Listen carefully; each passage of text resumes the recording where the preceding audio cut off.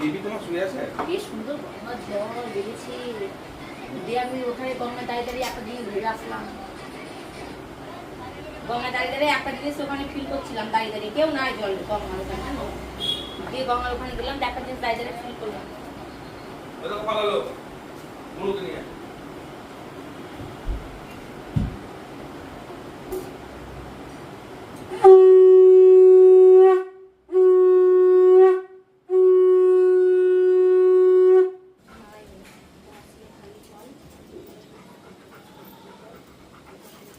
পুজো দিয়ে রান্নাঘরে আসলাম। আর আজ হচ্ছে শনিবার, শনিবার মানেই নিরামিষ, কিন্তু আজকে নিরামিষ হবে না। কেননা কালকে মাছ এনেছিল, তো সেই মাছটা না ফ্রিজের মধ্যে রয়েছে। আর আমাদের ফ্রিজের পাওয়ারটা কমে গেছে, মানে খাবার দাবার ফ্রিজ চলছে কিন্তু খাবার দাবার রয়েছে সব নষ্ট হয়ে যাচ্ছে। তো মাছ, অত টাকার মাছ যদি নষ্ট হয়ে যায়, তো সেই জন্য বর বললো যে মাছটা করে নাও। আর শ্বশুরের জন্য ইয়ে করবো, নিরামিষ করবো, ডাল সবজি। আর আমাদের জন্য যে মাছ। যদি ভাবি যে আমি খাবো না, সেটা তো হবে না। রান্না করতে গেলে আমাকে রান্না করার সময় নুন টুন দেখতে হয়, ওই মুখে তো হয়ে যায়। আর সাইনি, আমি আর আমার ছেলে, এখন বাজে 10:30। তো কাজ কাম করছিলাম, তো সেই জন্য কিচ্ছু খাওয়া হয়নি। এই যে এখন দুধটা জাল করলাম, আমিও খাবো। আর চালটা ভিজিয়ে দিয়েছি। আর সকালবেলায় ঘুম থেকে উঠেছি আজকে প্রায় 7:30টার সময়। তো সব কাজ কাম করলাম। আর বাজারে গেছিলাম সবজি আনতে, গঙ্গার জল আনতে গেছিলাম। তো ভাবলাম যে গঙ্গার জল আনতে যাচ্ছি, তাতে কিছুটা সবজি নিয়ে নিই। আর আমাদের গঙ্গার ধারেই সবজি বাজার বসে। তো একটা পাঁচ তরকারি করতে গেলে যেটা মাস্ট, সেটা হচ্ছে বেগুন। তো বেগুনটা শেষ হয়ে গেছে। আর মূলো দিলে ভালো হয় পাঁচ তরকারির মধ্যে। তো মূলো আর বেগুন আনতে গেছিলাম। তো তারপরে নিয়ে নিলাম পটল, তারপর নিয়ে নিলাম এই কি টমেটো, তারপর ধনেপাতা ছিল না, ধনেপাতা নিয়ে নিলাম। আর বাজারে আমি একটা জিনিস, আমি কেন, যে কোনো মানুষ একটা জিনিস কেনার নাম করে গেলে দেখবে মানে এত এত শাক সবজি থাকে, মনে হয় যে কোনটা ছেড়ে কোনটা নিব, এটা নিয়ে এটা নিয়ে করতে করতে অনেক কিছু নেওয়া হয়ে গেছে। তো চলো ছেলেকে এখন খেতে দেবো, খেতে দিই, তারপর রান্না বান্না করবো।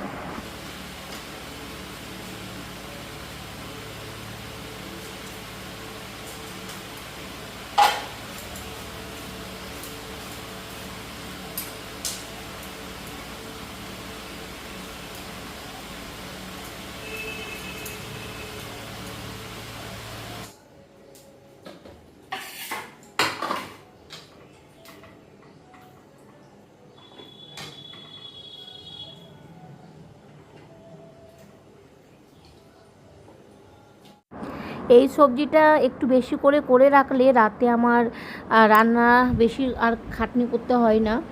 আর এটা এই সবজিটা না আমার শ্বশুর আবার খুব পছন্দ করে। তো এটা যদি থাকে তাহলে রাতে 3টে রুটি করে দেবো, তরকারিটা গরম করে দিলে হয়ে যাবে। আর মাছ দেখছি অনেকগুলো রয়েছে, তো কিছুটা বলের জন্য ভাজা রাখবো আর কিছুটা ঝোল। তো আমার ছেলের আজকে শনিবার, আর রবিবারটা ওকে একটু তাড়াতাড়ি চেষ্টা করি খাবারটা দেওয়ার। আর যদি এভাবে সাজিয়ে দিই না, ও কিন্তু খুব খুশি হয়। আর পাঁপড় ভাজা খেতে ও খুবই ভালোবাসে। দুপুরে খাওয়া দাওয়া করে সবাই ঘরের মধ্যে ঘুমোচ্ছি। তো বাইরে যে বৃষ্টি হয়ে গেছে বুঝতেই পারিনি। তো বেরিয়ে এই যে জল, না এসি চলছিল, এসির জল হবে। তারপরে দেখছি ব্ল্যাঙ্কেট পুরো ভেজা, এই যে। আর আমাদের সারা বছর লেপ কাঁথা বাইরেই থাকে। প্রতিটা শনিবারে বাড়িতে ধূপ দিই, আর গোটা বাড়ি এত সুন্দর ধূপের সেন্ট বেরিয়েছে।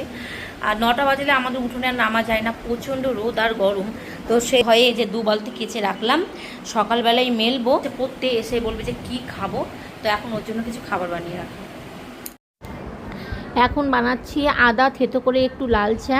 আর গামলার মধ্যে দুধ দেখছো, তো বললাম না যে ফ্রিজের পাওয়ারটা কমে গেছে, তো খাবারটা দেখছি যে নষ্ট হয়ে গেছে। ভাবলাম দুধটা গরম করে রাখি, ছেলে তো পড়তে গেছে, এসে খাবে। তো দেখছি যে পুরো দই দই হয়ে গেছে, তো ফেলে দেবো। আর রাতে আবার বর বললো যে ইয়ে বানাও, ডালিয়া, আর তার সাথে হচ্ছে আলুর দম। তো ওইদিকে আমি আলুটা বসিয়ে আসলাম, এখন চা দিয়ে মুড়ি দিয়ে খেয়ে নেব। তো এটাই হচ্ছে আমার রাতের খাবার হয়ে যাবে। মানে এতটা মুড়ি খেলে না রাতে আর খিদে পাবে না। রাতে বানাবো হচ্ছে ডালিয়া, আর তার সাথে হচ্ছে আলুর দম। শুধু বরের জন্য ছেলের জন্যই করব, তো সেই জন্য অল্প।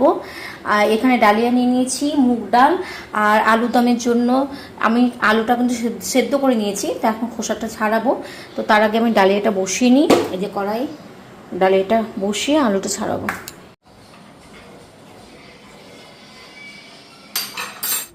এই যে এখানে ডালিয়াটা হলো, আর এই হচ্ছে আলুর দম। এখানে অ্যাঞ্জেলের চিকেনটা সেদ্ধ করছি হলুদ দিয়ে, এখনও করব অ্যাঞ্জেলের ভাত। এই যে তারপরে রান্নাঘরটাকে পরিষ্কার করব, কি অবস্থা। আর শ্বশুরের জন্য করব রুটি। আর এই যে দিনে যে সবজিটা করেছিলাম, তো এই সব সবজি দিলে আমার শ্বশুর আর কোনো তরকারি মানে মিষ্টি আম চাই না, তো এটা গরম করে রুটি দিয়ে দিব।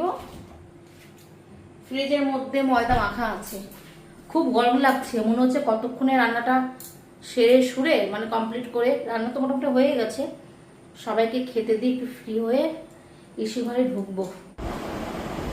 ছেলেটা বড় হয়ে গেল দেখতে দেখতে, তো সারাটা দিন ওকে কাছে পায় না, এত ব্যস্ত। আগে তো ওর পিছনে ছোটাছুটি করতে হতো, যে চুপ করে বস এক জায়গায়, এরকম করতাম। তো দিনে দিনে সব কিছু চেঞ্জ হয়, বড় হচ্ছে, এখন আর কাছে পায় না। এই শর্ট টাইমটাই শুধু কাছে পাই, সকাল হবে আবার ব্যস্ত।